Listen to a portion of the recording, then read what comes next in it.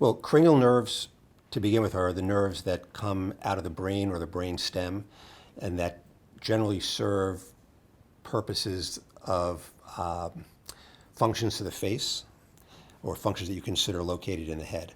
So, in other words, vision, eye movements, smell, swallowing, sensation, things like that. Hearing.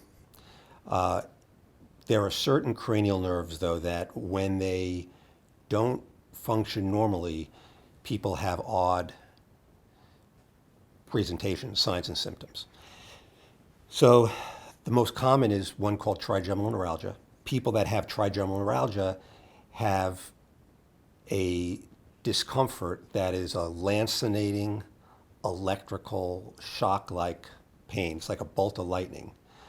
Comes out of nowhere, can't be predicted, can be brought on by certain things. Can be brought on by touching the face lightly, by wind, by stress, by eating, by chewing, any facial movements, sometimes just by the way you position your head.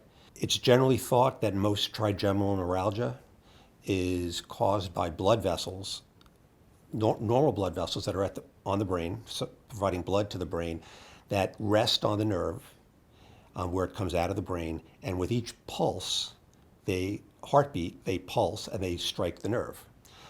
The little nerve fibers within the nerve itself at the brain, and start misinterpreting sensations. So misinterpreting touch as being painful, misinterpreting movement of the face as being painful, whereas you and I would feel it as something benign, touching my face. In their case, I would do this, and they would feel that as a shock of pain. Sometimes the treatment is a single dose of radiation. Sometimes the treatment is putting a needle in the nerve and introducing alcohol or electric current.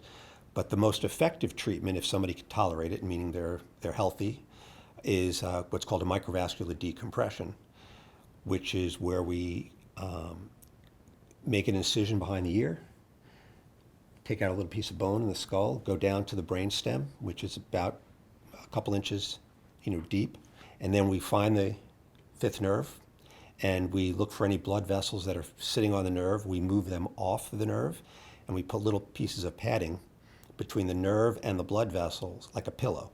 So now the blood vessel, instead of pounding on the nerve, is sitting on a pillow. And this allows the nerve to finally have a rest from all this abnormal input that it's been getting from the blood vessel. The nerves start now communicating normally, and the individual's pain that is associated with touch or wind or whatever, or nothing that we know of, resolves on its own, and they no longer have it.